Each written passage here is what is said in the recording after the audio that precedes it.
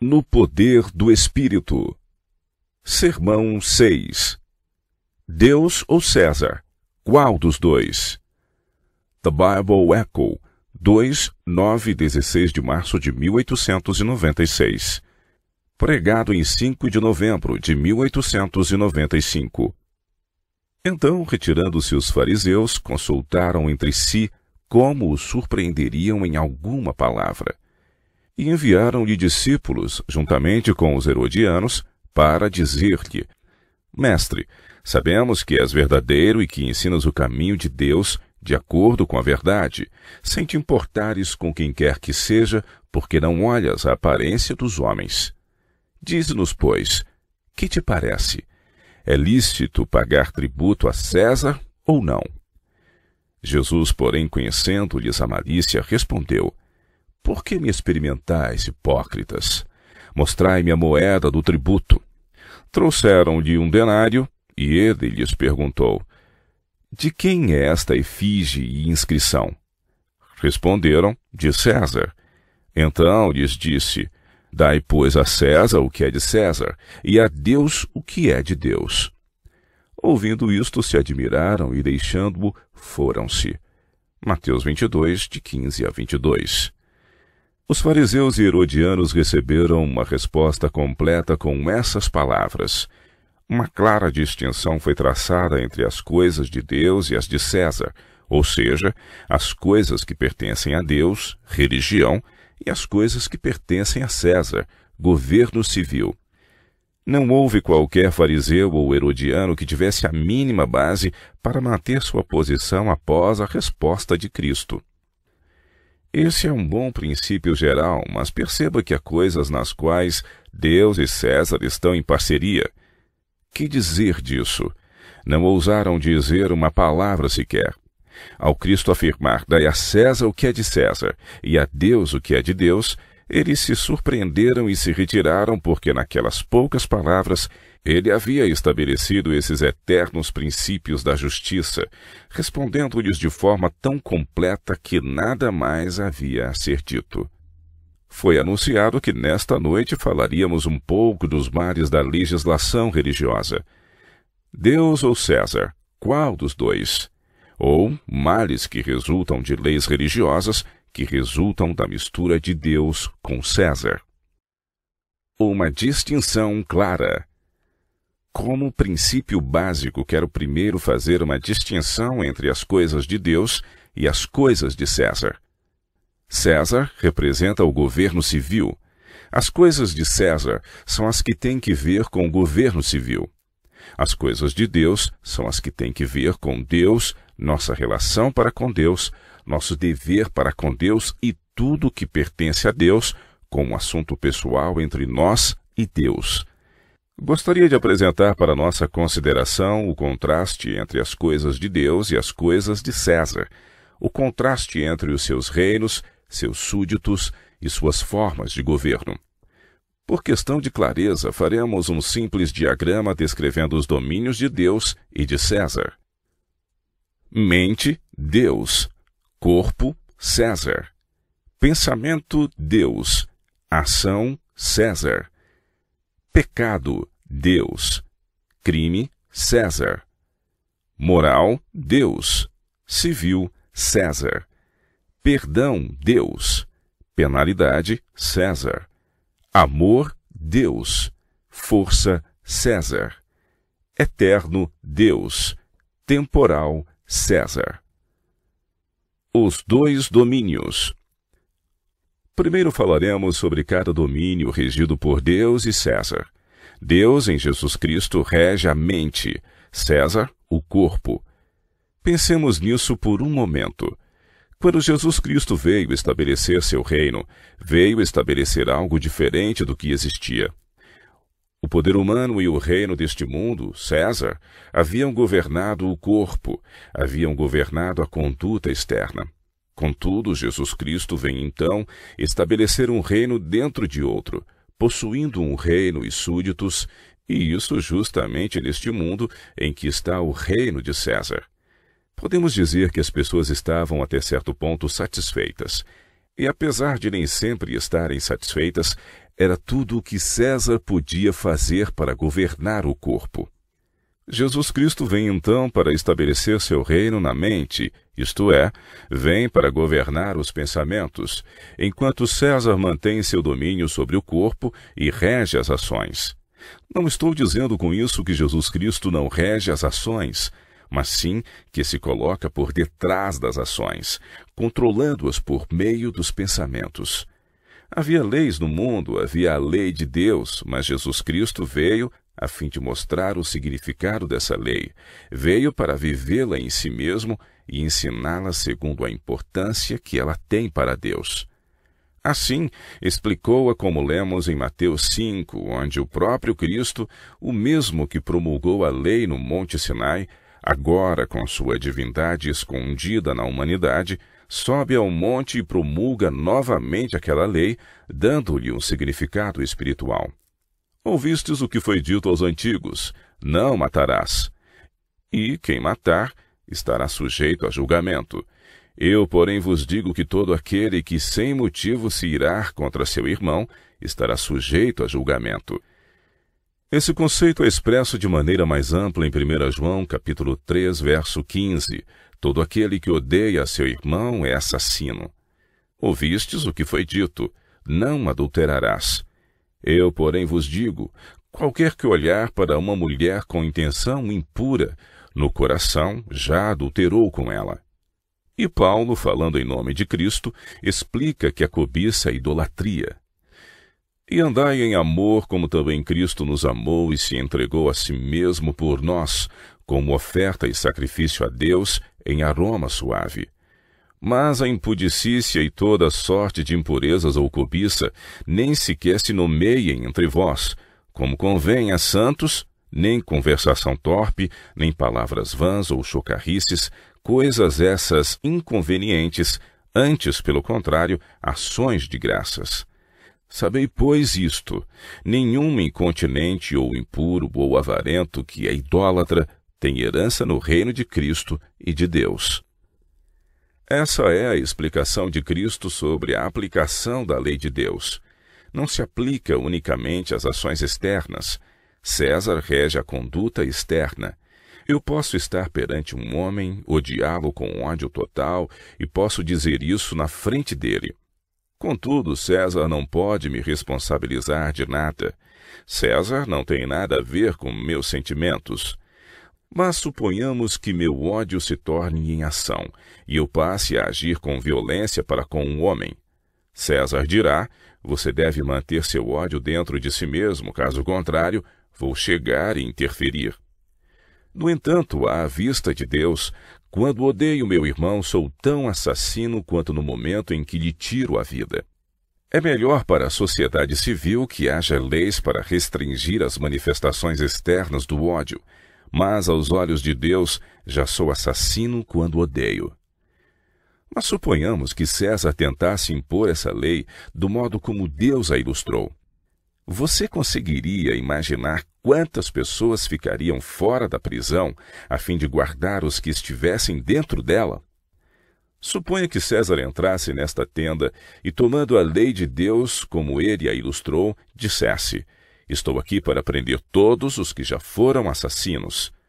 Quantas pessoas você acha que ficariam para ouvir o sermão? Deus em Cristo rege os corações, e Cristo veio para fazer o que era impossível ao homem fazer: reger os próprios pensamentos do coração.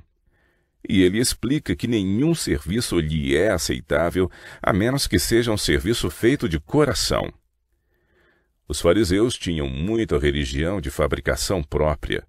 Gostavam de exibi-la e estavam sempre alardeando-a. Aproximaram-se de Cristo a fim de exibi-la. Chegaram perguntando-lhe por que seus discípulos comiam com as mãos por lavar.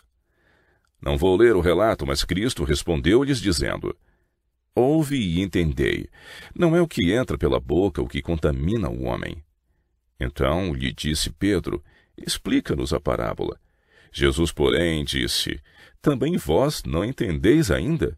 Não compreendeis que tudo que entra pela boca desce para o ventre e depois é lançado em lugar escuso? Mas o que sai da boca vem do coração, e é isto que contamina o homem. Porque do coração procedem maus desígnios, homicídios, adultérios, prostituição, furtos, falsos testemunhos, blasfêmias. São estas as coisas que contaminam o homem, mas o comer sem lavar as mãos não o contamina. O pensamento precede a ação. Toda ação exterior é precedida por pensamentos. Ninguém jamais faz algo que não haja planejado. Mas suponho que muitos agora estão pensando: discordo dessa declaração, porque já fiz coisas que não pretendia fazer, e as fiz por não pensar. Quero lhes dizer que a razão de vocês haverem feito sem pensar é que já haviam feito tantas vezes no passado que de tanto pensar formaram um hábito. Eu afirmo que todo ato é precedido de pensamentos e que os pensamentos são a própria natureza de seu ser. É no pensamento mais profundo, no eu interior, que habita o caráter. A pessoa pode ser impedida mediante formas exteriores de dar vazão a seus sentimentos. Contudo, pode não passar de um sepulcro caiado. E se o sepulcro é branqueado por fora, César não tem nada a dizer. Ele não pode entrar no templo do coração e controlar os pensamentos. Jesus Cristo estabelece seu reino na mente. Seus assuntos constituem os pensamentos do coração, e ninguém é puro aos olhos de Deus, a menos que seus próprios pensamentos sejam puros. Ninguém está livre de transgressão, a menos que seus próprios pensamentos estejam em harmonia com Deus. Assim afirmam as Escrituras. Anulando nós sofismas e toda altivez que se levante contra o conhecimento de Deus, e levando cativo todo pensamento à obediência de Cristo. Isso é religião, e Jesus Cristo pode fazer isso por nós. Mas quando César procurou invadir o reino da mente, quando saiu de seu lugar e tentou controlar aquilo que apenas Jesus Cristo pode controlar, os pensamentos mais íntimos do coração, então foram escritas com sangue algumas das páginas mais negras da história humana. Pecados e crimes. Deus em Cristo Jesus lida com o pecado. César lida com o crime. As Escrituras afirmam: o pensamento de tolice é pecado. Não podemos dizer, no entanto, que seja crime. Portanto, habitando Jesus Cristo na mente, regendo os pensamentos, qualquer coisa contrária aos pensamentos dele é pecado, e ele lida com o pecado. Pecado é definido nas Escrituras como transgressão da lei, e Jesus Cristo, em seu reino, lida com o pecado. César não tem nada a ver com o pecado. É com o crime que ele lida. Pecado é a transgressão da lei de Deus no pensamento do coração. Pecado é um desvio da santidade, e a santidade habita no mais profundo do coração. Qualquer coisa diferente dela é pecado. César, porém, não pode indagar a respeito disso. Ele aguarda até que o pensamento se torne um ato exterior contrário à sua lei. Pois enquanto Deus tem uma lei para governar o coração, César tem uma lei para governar a ação. Quando alguém transgride a lei de César, pode ou não haver pecado contra Deus, mas tal ato é crime. Deveríamos fazer uma distinção bem cuidadosa entre pecado e crime. Crime é a transgressão da lei humana. Pecado é a transgressão da lei de Deus, conforme explicada por Jesus Cristo. O pecado pode ou não constituir crime. A pessoa pode ser uma assassina da pior classe diante de Deus e não ser culpada de crime. Eu posso ser uma idólatra quebrando diariamente a lei de Deus e não ter cometido um único crime sequer. Posso estar profundamente manchado com um pecado e não cometer crime algum. Moralidade e civilidade. O governo de Deus é moral. O governo de César é civil. Cristo lida com a moralidade. Mas precisamos entender o que constitui a moralidade. Existe um sentido geral da palavra em que dizemos: tal pessoa não é cristã, mas é moral. Ao considerarmos o sentido estrito da palavra, significa estar em harmonia com a lei de Deus. A palavra civil tem que ver com as relações existentes entre os seres humanos. A palavra moral, por sua vez, tem que ver com a relação existente entre o ser humano e Deus. A pessoa verdadeiramente moral será civil. Não temos dúvida disso. E o único propósito do governo civil é tornar civis aqueles que, não fosse por ele, não seriam. Refiro-me a pessoas que não são governadas por uma lei suprema de moralidade, ou seja, pela lei de Deus no coração. O único propósito do governo de César constitui não o de conceder direitos aos homens, é Deus quem os concede, mas o de proteger os homens em seus direitos dados por Deus. Nenhum grupo de pessoas pode conferir direitos a outro grupo de pessoas, mas podem protegê-las no uso correto dos direitos que já possuem. Tais direitos lhes pertencem, são concedidos por Deus. Se os homens não quiserem ser morais, César virá com seu poder e forçará também de maneira apropriada aqueles que não querem ser morais a ser civis. A conduta externa constitui a civilidade. A conduta interna constitui a moralidade. Deus habita no coração, fazendo dos homens morais ao conferir-lhes o seu caráter moral. Mas César não consegue fazer isso. Ele é incapaz de entrar na mente e ver quando os homens estão cometendo o pecado. Tudo o que é capaz de fazer é olhar para o corpo e ver se o homem está ou não cometendo um crime, tornando-se visos que não querem ser morais. Perdão e penalidade. Em seu governo, Deus, por meio de Cristo, concede o perdão. César não conhece o perdão. Conhece unicamente a penalidade. A pessoa peca contra Deus, peca ao longo da vida inteira, mas vê Cristo exaltado e ouve a promessa. Se confessarmos os nossos pecados, Ele é fiel e justo para nos perdoar os pecados e nos purificar de toda injustiça. Ela aceita a promessa e naquele exato momento seu pecado é perdoado. O peso do crime é completamente removido e ela permanece diante de Deus como se nunca houvesse cometido algum pecado na vida. Mas se a pessoa cometer um crime, pode se arrepender o quanto quiser e confessar sua culpa a César, mas César declara: acerte isto com seu Criador, não sei de nada além da penalidade. Se introduzíssemos no governo civil os princípios que Deus usa em seu reino, teríamos uma completa confusão. Observe estes princípios. Então Pedro, aproximando-se, lhe perguntou: Senhor, até quantas vezes meu irmão pecará contra mim, que eu lhe perdoe? Até 7 vezes? Respondeu-lhe Jesus: Não te digo que até 7 vezes, mas até 70 vezes 7. Acautelai-vos. Se teu irmão pecar contra ti, repreende-o. Se ele se arrepender, perdoa-lhe. Se por 7 vezes no dia pecar contra ti, e 7 vezes vier ter contigo, dizendo: estou arrependido, perdoa-lhe. Vamos supor que fôssemos aplicar esses princípios ao governo civil.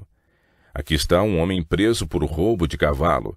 Ele é trazido perante o juiz e diz: estou muito arrependido e a Bíblia diz que você precisa perdoar. O juiz declara: você está perdoado. E ele vai, rouba outro cavalo e é trazido de volta e novamente perdoado. E repete isso 7 vezes. Como você acha que o juiz se sentirá? Imagino que quando chegar a 7ª vez, pensará que houve algum erro com a lei.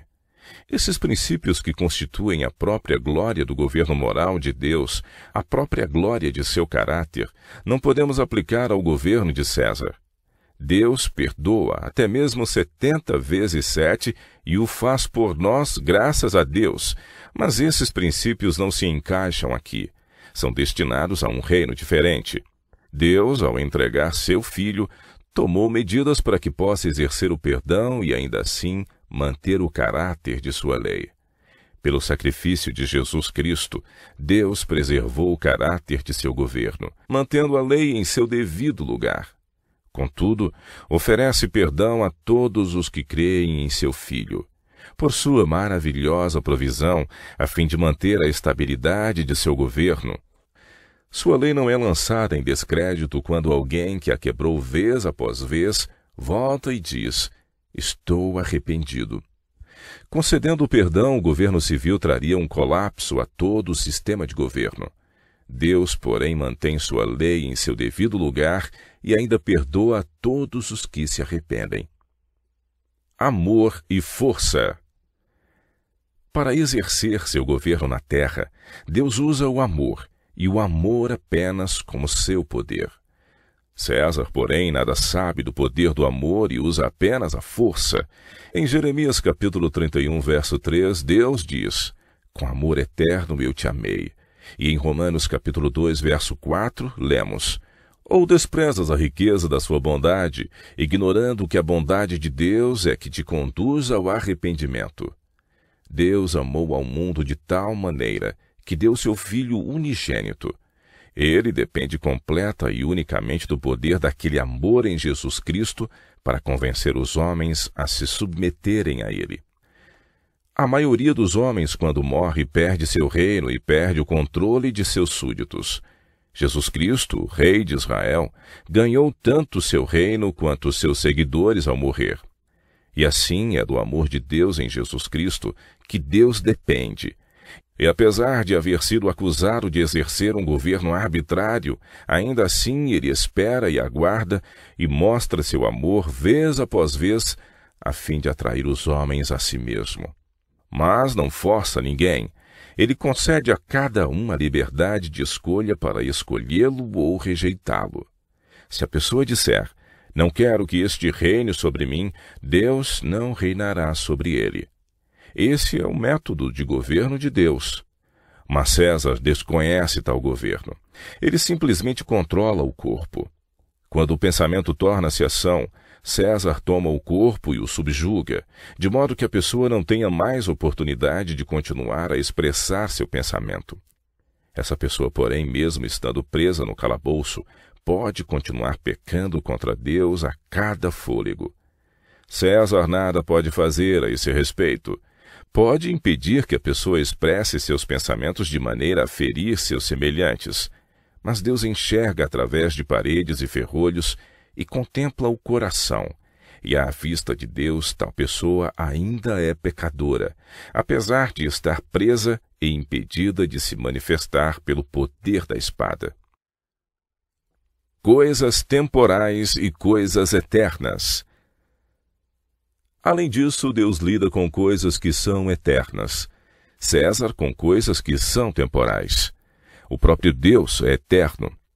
O Deus eterno é a tua habitação e por baixo de ti estende os braços eternos. Foi através do Espírito eterno que Cristo se ofereceu por nós. A vida eterna é a recompensa que ele nos aponta. César nada sabe dessas coisas. Não se espera que ele saiba se a pessoa está na estrada para o céu ou para o inferno. Não se espera que ele pergunte para onde a pessoa quer ir no futuro. Tudo o que ele precisa indagar é: o que você está fazendo hoje? A punição infligida por César não tem nada a ver com a eternidade. Ele simplesmente lida com dádivas temporais, punições temporais, recompensas temporais e nada mais. Então temos o contraste. Deus em Cristo lida com a mente, César com o corpo. Deus lida com os pensamentos, César com as ações. Deus lida com o pecado, César com o crime. Deus lida com a moral, César com coisas civis. Deus concede o perdão, César impõe a punição. Deus usa o amor, César a força. Deus cuida das coisas eternas, César das coisas temporais. Estas são distinções muito bem definidas. As autoridades constituídas. Mas, porventura, não é verdade que as autoridades que existem são instituídas por Deus? Certamente. Diz o apóstolo Paulo: todo homem esteja sujeito às autoridades superiores. Perceba cuidadosamente cada palavra, pois cada uma tem um significado. Se a menção é apenas a autoridades superiores, existe algo além delas. Porque não há autoridade que não proceda de Deus, e as autoridades que existem foram por ele instituídas. Vemos, portanto, que é por instituição divina que haja governos civis na terra. E devemos prestar obediência a esses governos. Mas você pode dizer, então qual é o problema? Não há problema algum desde que se considere o outro direito que acompanha esse. Dai, pois, a César o que é de César, e a Deus o que é de Deus. A própria ideia de um governo civil provém de Deus. Foi ele que ordenou governos civis sobre este domínio terreno. Contudo, não cabe ao domínio terreno reinar sobre o domínio divino. Deus traçou uma linha de separação entre os dois domínios e ordenou que as autoridades que existem governem sobre as coisas civis e deixem que ele governe as coisas morais. Quando César limita suas ações para agir somente em sua esfera, Deus ordena que todo cristão seja obediente. Essa atitude é parte integrante do cristianismo. Ninguém deve ser mais leal ao governo civil quando este se limita à esfera ordenada por Deus do que o cristão. Ele deveria ser o cidadão modelo. Quando, porém, César tenta se colocar no lugar de Deus, faz um péssimo serviço. Não pode tomar o lugar de Deus. O Senhor declara: fique onde eu o coloquei e ordenarei que todos os meus seguidores lhe obedeçam, mas não invada meu domínio, porque você não é uma extensão do meu governo. Fique na sua esfera e terá todos os meus súditos como seus súditos. Porém, se invadir meu domínio, irá arruinar tanto os seus súditos como os meus. Deus deixou esse ponto muito claro. Vamos buscar as instruções nas Escrituras. Os 3 hebreus e a fornalha ardente. O rei Nabucodonosor construiu uma grande imagem de ouro e a erigiu na planície de Dura. Fez uma proclamação convocando os príncipes, os capitães, os governantes e os súditos do reino para a dedicação da imagem. Ao soar da música, todos deveriam se curvar e adorar a imagem, o que na verdade significaria adorar o próprio Nabucodonosor. Este havia tido uma visão em que pôde observar uma imagem cuja cabeça era de ouro, representando ele mesmo. Foi por essa razão que ele construiu uma imagem toda de ouro e a erigiu como representação de si mesmo. Estavam ali 3 homens cativos judeus que Nabucodonosor havia escolhido.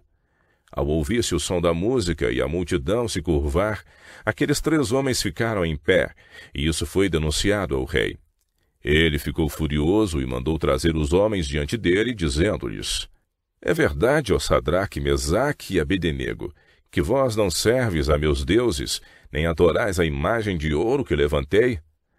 Agora, pois, estai dispostos, e quando ouvirdes o som da trombeta, do pífaro, da cítara, da harpa, do saltério, da gaita de foles, prostrai-vos e adorai a imagem que fiz. Porém, se não a adorardes, sereis no mesmo instante lançados na fornalha de fogo ardente. E quem é o Deus que vos poderá livrar das minhas mãos? Responderam Sadraque, Mesaque e Abednego ao rei: ó Nabucodonosor, quanto a isto não necessitamos de responder. Se o nosso Deus a quem servimos quer livrar-nos, ele nos livrará da fornalha de fogo ardente e das tuas mãos, ó rei. Se não, fica sabendo, ó rei, que não serviremos a teus deuses, nem adoraremos a imagem de ouro que levantaste. Com essa resposta, Nabucodonosor se irou grandemente e ordenou que a fornalha fosse aquecida 7 vezes mais do que o normal, e que os 3 homens fossem lançados nela. Ora, disse ele, eu sou Nabucodonosor, rei da Babilônia. O próprio Deus me instituiu. Que direito estes homens têm de me desobedecer? E temos a profecia sobre Nabucodonosor em Jeremias 27, de 5 a 7. Eu fiz a terra, o homem e os animais que estão sobre a face da terra, com o meu grande poder e com meu braço estendido, e os dou àquele a quem for justo. Agora eu entregarei todas estas terras ao poder de Nabucodonosor, rei de Babilônia, meu servo, e também lhe dei os animais do campo para que os sirvam. Todas as nações servirão a ele e a seu filho e ao filho de seu filho, até que também chegue a vez da sua própria terra, quando muitas nações e grandes reis o fizerem seu escravo. O relato continua, afirmando que Nabucodonosor ordenou aos homens mais poderosos que estavam no seu exército que atassem a Sadraque, Mesaque e Abednego e os lançassem na fornalha de fogo ardente. Então estes homens foram atados com seus mantos, suas túnicas e chapéus e suas outras roupas, e foram lançados na fornalha sobremaneira acesa. Porque a palavra do rei era urgente e a fornalha estava sobremaneira acesa, as chamas do fogo mataram os homens que lançaram de cima para dentro a Sadraque, Mesaque e Abednego. Estes 3 homens, Sadraque, Mesaque e Abednego, caíram atados dentro da fornalha sobremaneira acesa. Então o rei Nabucodonosor se espantou e se levantou depressa e disse aos seus conselheiros: Não lançamos nós 3 homens atados dentro do fogo? Responderam ao rei: É verdade, ó rei. Tornou ele e disse: Eu, porém, vejo 4 homens soltos que andam passeando dentro do fogo, sem nenhum dano, e o aspecto do quarto é semelhante a um filho dos deuses. Então se chegou Nabucodonosor à porta da fornalha sobremaneira acesa, falou e disse: Sadraque, Mesaque e Abednego, servos do Deus Altíssimo, saí e vinde. Então Sadraque, Mesaque e Abednego saíram do meio do fogo. Ajuntaram-se os sátrapas, os prefeitos, os governadores e conselheiros do rei, e viram que o fogo não teve poder algum sobre os corpos destes homens. Nem foram chamuscados os cabelos da sua cabeça, nem os seus mantos se mudaram, nem cheiro de fogo passava sobre eles. A lição. Qual era a lição para o rei? Deus estava dizendo a Nabucodonosor: Você está fora de seu lugar. Você é meu servo. Eu lhe dei autoridade, mas não para ser exercida sobre o meu domínio, a minha jurisdição. Qualquer ordem que for contrária à minha ordem, eu a transtornarei. Essa lição é para nós hoje. Quando César sai do seu lugar e rompe a linha que divide as coisas civis das coisas morais, Deus diz: Volte para o seu lugar. O Império Medo-Pérsia sucedeu ao Império Babilônico. Como havia sido profetizado, Nabucodonosor, seu filho e seus netos reinaram sobre o império. O relato se encontra em Daniel capítulo 5. O rei Belsazar deu um grande banquete a 1000 dos seus grandes, e bebeu vinho na presença dos 1000. Belsazar ordenou então que trouxessem os vasos de ouro e prata que seu avô havia tomado do templo de Deus. E enquanto ocorria a festa, surgiu uma mão não humana e escreveu na parede. Belsazar começou a tremer e mandou chamar seus sábios para que lessem a escrita.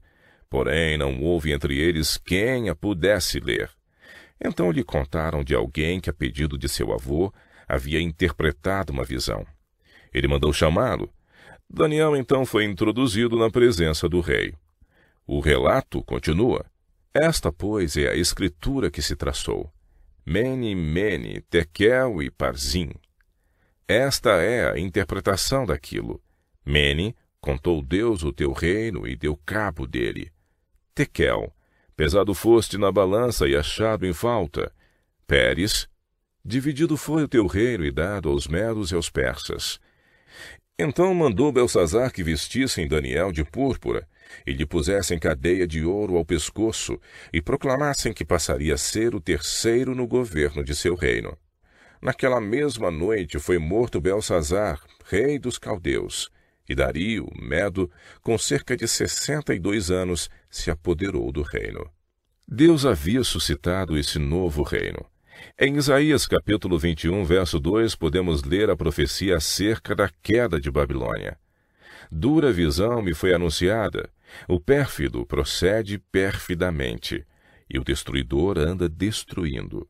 Sobe, ó Elão, sitia, ó Média. Estava na providência de Deus que Babilônia caísse. Na história desse reino, temos outra lição. Daniel na cova dos leões.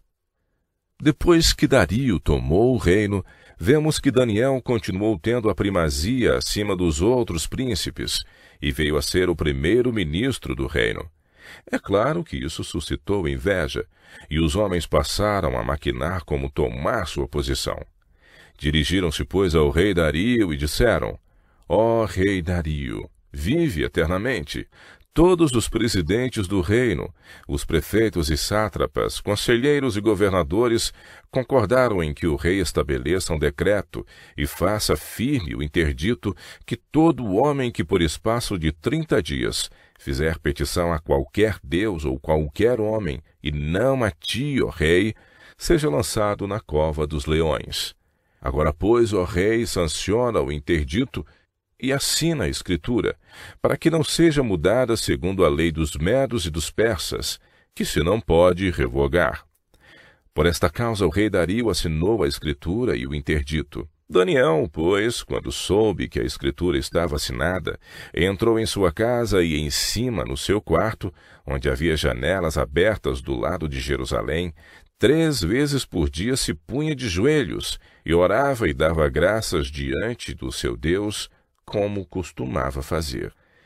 Ele tinha o costume de orar 3 vezes ao dia, e quando o rei Dario lhe proibiu de orar a Deus, Daniel não se importou com isto. Não fechou a janela e se assentou na poltrona para que não soubessem se estava orando ou não. Em vez disso, ajoelhou-se e orou como de costume. Finalmente, esses homens tinham em mãos o que queriam. Escutaram Daniel orar. Sem dúvida, já o tinham escutado antes, mas era nessa recente oração que tinham interesse. Dirigiram-se ao rei e disseram: Esse Daniel, que é dos exilados de Judá, não faz caso de ti, ó rei, nem do interdito que assinaste. Antes, 3 vezes por dia faz a sua oração. Tendo o rei ouvido estas coisas, ficou muito penalizado e determinou consigo mesmo livrar a Daniel, e até ao pôr do sol se empenhou por salvá-lo. Então aqueles homens foram juntos ao rei e lhe disseram: Sabe, ó rei, que é lei dos medos e dos persas que nenhum interdito ou decreto que o rei sancione se pode mudar. Então o rei ordenou que trouxessem a Daniel e o lançassem na cova dos leões. Disse o rei a Daniel: O teu Deus, a quem tu continuamente serves, que ele te livre. Foi trazida uma pedra e posta sobre a boca da cova. Selou-a o rei com seu próprio anel e com um dos seus grandes, para que nada se mudasse a respeito de Daniel. Então o rei se dirigiu para seu palácio, passou a noite em jejum e não deixou trazer à sua presença instrumentos de música, e fugiu dele o sono. Pela manhã, ao romper do dia, levantou-se o rei e foi com pressa à cova dos leões. Chegando-se ele à cova, chamou por Daniel com voz triste. Disse o rei a Daniel: Daniel, servo do Deus vivo, dar-se-ia o caso que o teu Deus, a quem tu continuamente serves, tenha podido livrar-te dos leões? Então Daniel falou ao rei: Ó rei, vive eternamente. O meu Deus enviou o seu anjo e fechou a boca aos leões, para que não me fizessem dano, porque foi achada em mim inocência diante dele.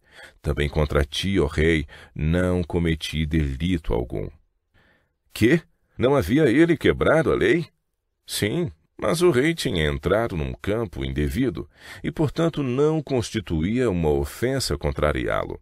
E foi isso que Deus mostrou. Qual é a lição? Deus estava dizendo: César, não entre em meu território. Fique do seu lado da cerca. No minuto em que você invade aqui, dou aos meus súditos o direito de desobedecer-lhe. Vou vindicá-los nisso. E foi isso que ele fez. Assim, a disputa entre as ingerências do governo civil no domínio de Deus e a fidelidade de Deus prosseguiu até que veio Jesus Cristo. Nessa época, o Império Romano dominava o mundo. Referindo-se a isso, Macaulay afirma: foi a mais sublime encarnação do poder. Um monumento, o maior e mais poderoso império já construído por mãos humanas, ao qual foi permitido aparecer neste planeta. Quando veio Jesus Cristo, toda a atenção que lhe foi dada se resumiu a anotar seu nome e cobrar-lhe o imposto devido, assim como o faziam com o gado. Mas ele tinha uma missão neste mundo, que era trazer liberdade à mente, liberdade ao pensamento, libertar os cativos que estavam presos pelo poder do pecado. Estava encarregado de apresentar o caráter de Deus e anunciar o reino de Deus. Podemos ler acerca disso logo no primeiro capítulo de Marcos. Depois de João ter sido preso, foi Jesus para a Galiléia, pregando o evangelho de Deus, dizendo: O tempo está cumprido, e o reino de Deus está próximo. Arrependei-vos e crede no evangelho. O Império Romano tinha muitos deuses e muitos senhores, mas o Deus que se sobrepunha a todos era o próprio Estado romano. O povo considerava César, o líder do governo, como alguém divino, e o adoravam como a própria encarnação do governo. Raciocinavam assim: Roma conquistou o mundo. Os deuses de Roma o fizeram e o principal dentre eles é o Estado romano. A religião deles não era simples teoria, era extremamente prática. A esse respeito, quero tirar alguns momentos para ler um breve relato escrito pelo historiador Gibbon. A religião das nações não constituía mera doutrina especulativa, professada nas escolas ou pregada nos templos. As inumeráveis deidades e ritos do politeísmo estavam intimamente ligados a todas as circunstâncias de negócios ou prazeres, da vida pública ou privada, e parecia impossível escapar da sua observância sem ao mesmo tempo renunciar ao comércio humano e a todas as funções e entretenimentos da sociedade. Os espetáculos públicos constituíam parte essencial da prazenteira devoção dos pagãos, e cumpria aos deuses aceitar como a mais grata das oferendas os jogos que o príncipe e o povo celebravam em honra de seus festivais peculiares. O cristão que com piedoso horror evitava a abominação do circo ou do teatro, via-se cercado de armadilhas infernais em todos os entretenimentos em seu convívio, cada vez que seus inimigos, invocando os deuses da hospitalidade, vertiam libações à felicidade uns dos outros. Quando a noiva, resistindo com relutância bem notável, era forçada nos ritos matrimoniais a transpor o umbral de sua nova habitação, ou quando a melancólica procissão avançava a passos lentos em direção à pira funerária, nessas interessantes ocasiões o cristão se via obrigado a abandonar as pessoas que lhe eram mais queridas, para não receber a culpa inerente a tais cerimônias religiosas. Toda ocupação ou arte que tivesse o mínimo a ver com a construção e ornamentação de ídolos trazia o estigma da idolatria. As tentações perigosas, que de todos os lados se escondiam em uma emboscada para surpreender o crente descuidado, o assaltavam com violência redobrada nos dias de solenidades. Tão ardilosamente foram elas acomodadas e distribuídas no decorrer do ano que as superstições sempre se revestiam da aparência de prazer e virtude. Nos dias de festividades populares, era costume dos anciãos adornar suas portas com lamparinas e ramos de laurel e coroar suas cabeças com grinaldos de flores. Essa prática inocente e elegante era tolerada como mera instituição civil. Mas, infelizmente, acontecia que as portas ficavam sob a proteção dos deuses guardiões, e o laurel era sagrado ao amante de Dáfne. Quanto a grinaldo de flores, apesar de frequentemente usada como símbolo tanto de alegria quanto de luto, havia em sua origem primária sido dedicada ao serviço da superstição. Os cristãos tementes que eram persuadidos nessas circunstâncias a condescender com os costumes de seus pais e com as ordens dos magistrados, labutavam sob deprimente apreensão pela reprovação de sua própria consciência, pelas censuras da igreja e pela ameaça da vingança divina. E assim os cristãos mal podiam se mexer. Não podiam ir ao funeral ou ao casamento de algum amigo devido às práticas idólatras ligadas a essas cerimônias. Seu cristianismo o separava completamente de seus amigos e do governo, pois os romanos não permitiam qualquer interferência com sua religião. De acordo com Neander, havia uma lei que afirmava: qualquer que introduzir novas religiões cuja tendência e caráter sejam desconhecidos e pelas quais a mente das pessoas seja perturbada, deverá, se pertencer aos de classe alta, ser banido, e se pertencer aos de classe baixa, ser punido com a morte. Cristo e a lei romana. Jesus Cristo fazia parte da classe baixa e andou de um lado para outro na Judéia, ensinando uma nova religião. Os fariseus sabiam disso, e apesar de odiarem e desprezarem o governo romano, apesar de conspirarem para subvertê-lo, apesar de nutrirem a expectativa de que Jesus Cristo, quando viesse, fosse liderar uma revolução contra o império, contudo, ao perceberem que esse não era seu plano, propuseram destruí-lo usando o Império Romano. Na hora do julgamento, tentaram conseguir que fosse condenado por Pilatos sob a acusação de blasfêmia, pois diziam: a si mesmo se fez filho de Deus. Pilatos, ouvindo tal declaração, ainda mais atemorizado ficou e, tornando a entrar no pretório, perguntou a Jesus: "Donde és tu?" Mas Jesus não lhe deu resposta. Pilatos tentou libertá-lo, mas os judeus clamavam: "Se soltas a este, não és amigo de César. Todo aquele que se faz rei é contra César." Pilatos sabia que, se não lhes atendesse ao pedido, alguém diria a Tibério o Cruel: "Pilatos, teu governador, permitiu que aqui houvesse uma insurreição e recusou pronunciar-se contra ela." Assim, Pilatos fez o que eles desejavam. Qual era a acusação? Inimizade a César. Essa foi a acusação pela qual Jesus Cristo foi condenado à morte. Era contrário à lei que ele pregasse uma nova religião, mas ele o fez, e por isso o mataram. Os apóstolos e as autoridades constituídas.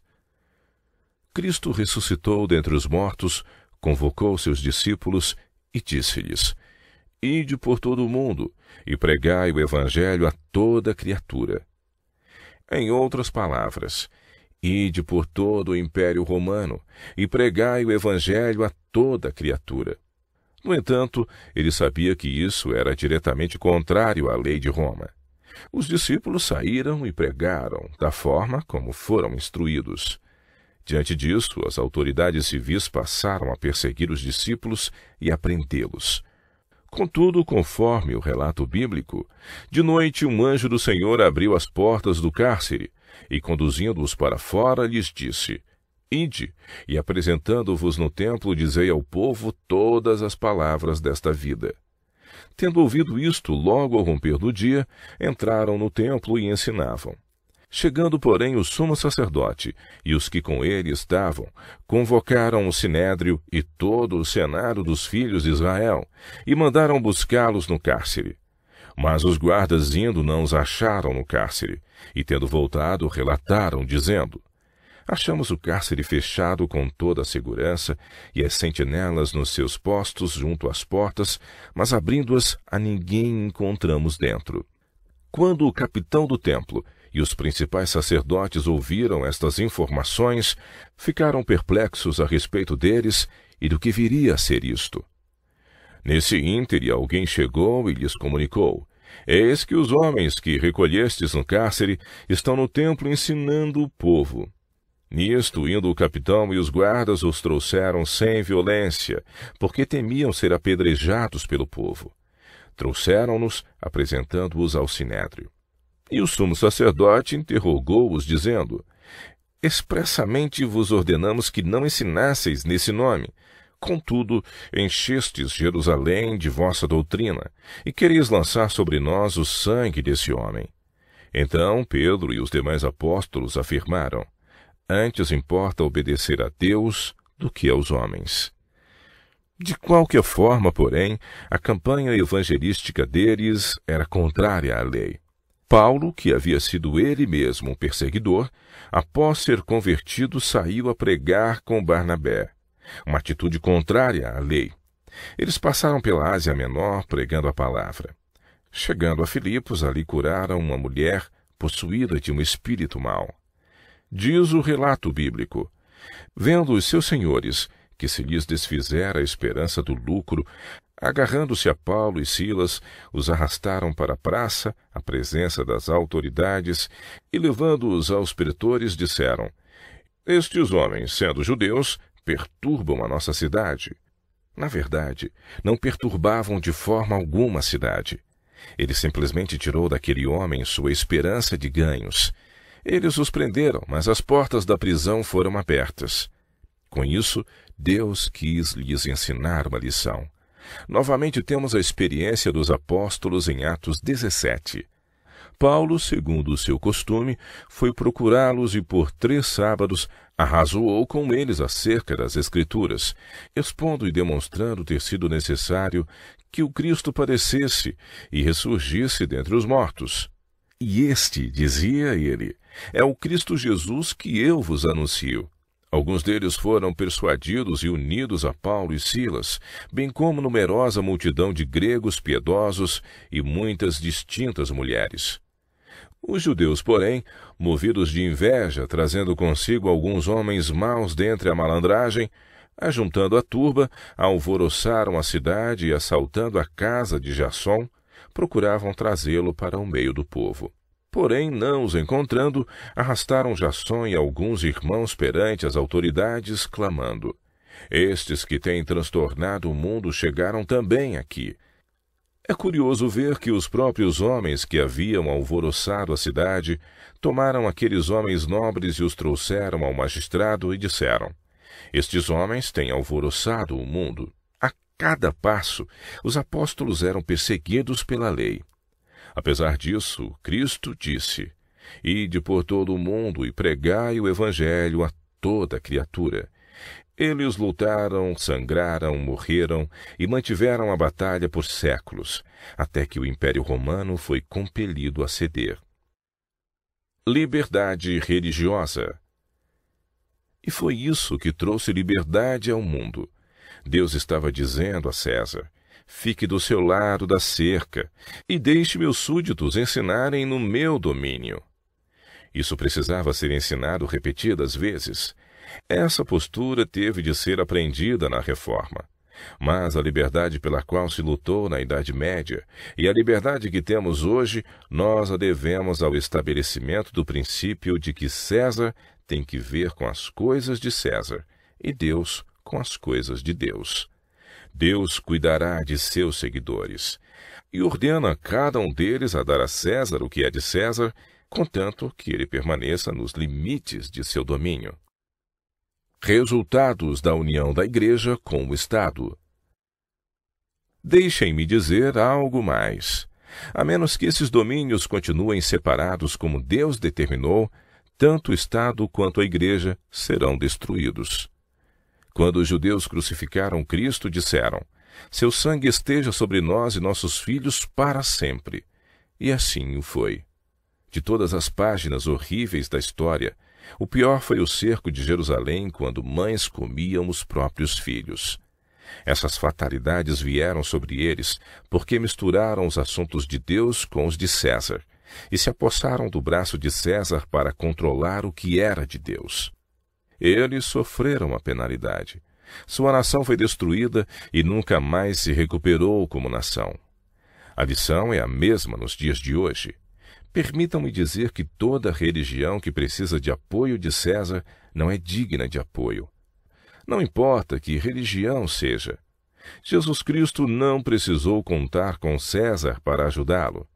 Ele dependeu do poder e do amor de Deus para lhe trazer a vitória. E o poder e o amor de Deus têm sido vitorioso.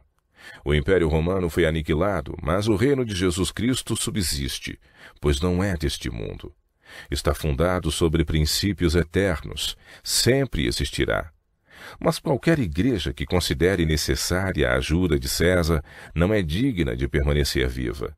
É melhor que morra. Qualquer igreja que peça ajuda a César ou que aceite sua ajuda não é uma igreja cristã, é uma igreja cesariana. Qualquer forma de cristianismo que ache necessário ter o apoio do poder civil, tal forma de cristianismo está pronta para morrer. Lições para nossos dias. Essas lições escritas nas páginas da história sagrada, em que Deus estabeleceu princípios básicos, são para nós nos dias de hoje. Que significado tem o fato de que em toda a terra há um crescente desejo de unir as coisas que Deus separou?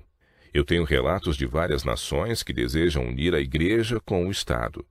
Existe uma demanda quanto a isso, e lamento dizer que esta demanda vem da parte da Igreja. O que isso significa? É um sinal dos tempos. Quero dizer-lhes, meus amigos, que esta procura pela ajuda de César por parte da Igreja é a confissão pública diante de Deus e dos homens de que a Igreja perdeu o poder de Deus.